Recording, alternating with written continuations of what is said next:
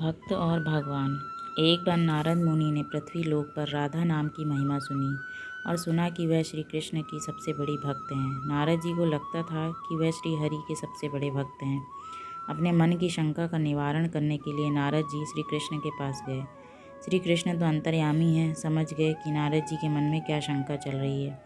श्री कृष्ण ने सोचा कि नारद जी को राधा रानी के प्रेम और भक्ति का अनुभव करवाना ही पड़ेगा। जब नारद जी श्री कृष्ण के पास आए तो श्री कृष्ण अपना सिर पकड़कर बैठे थे। नारद जी ने श्री कृष्ण से पूछा कि प्रभु, आपको क्या हुआ है। श्री कृष्ण कहने लगे कि नारद जी, मेरे सर में दर्द है। नारद जी ने पूछा कि प्रभु, आपके इस दर्द का निवारण कैसे होगा।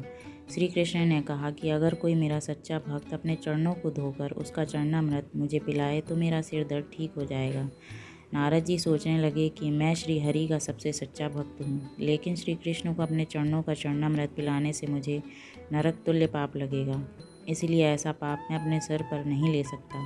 नारद जी ने रुक्मणी जी से और बाकी रानियों से इस समस्या को सुनाया, लेकिन कोई भी इस पाप को अपने सिर पर लेने को तैयार न हुआ। नारद जी को राधा रानी की याद आई कि वह भी तो श्री कृष्ण की सच्ची भक्त हैं। नारद जी ने जाकर सारा प्रसंग राधा रानी को सुनाया। राधा रानी ने उसी समय एक बर्तन में जल लेकर अपने चरणों को धोकर वह जल नारद जी को दिया और कहा कि जल्दी से जाकर इसे श्री कृष्ण को दे दो। राधा रानी नारद जी को कहने लगी, मैं जानती हूँ कि मैं इस बात के लिए मुझे नरक तुल्य पाप लगेगा।